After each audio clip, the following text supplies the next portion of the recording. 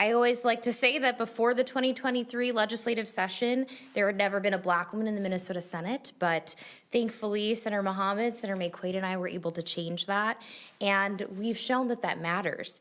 You know, over the past 2 years, the Senate DFL passed some landmark legislation, like the Crown Act, Restoring the Vote, the African American Family Preservation Act, and we're really able to use our own experiences to shape legislation. That matters. We also know there's a lot of work still for us to do, and we're asking our colleagues to think about communities of color, to listen to our concerns, our thoughts, our ideas, and really to think about how legislation and our budgets will impact our lives. We want Minnesota to be the best place to live for everyone. And for too long, our communities have been underrepresented and underserved in policy.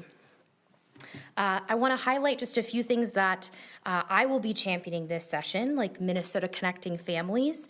This is the bill that would make communication free for all incarcerated folks in Minnesota. It's a bipartisan bill, cost-effective, evidence-based program that will allow folks to stay in touch with their families without having to pay predatory rates for communication.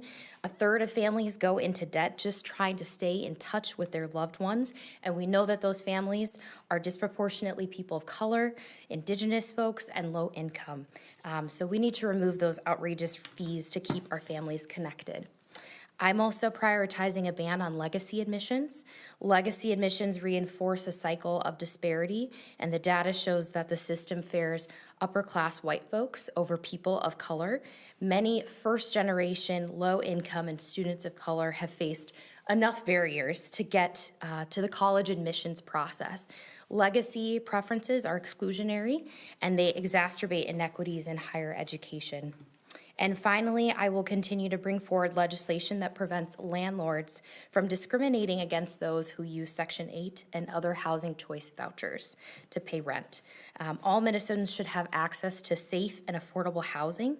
Communities of color and people with disabilities are disproportionately impacted by this source of income discrimination, which ultimately makes it more difficult for our communities to find upward mobility and economic security.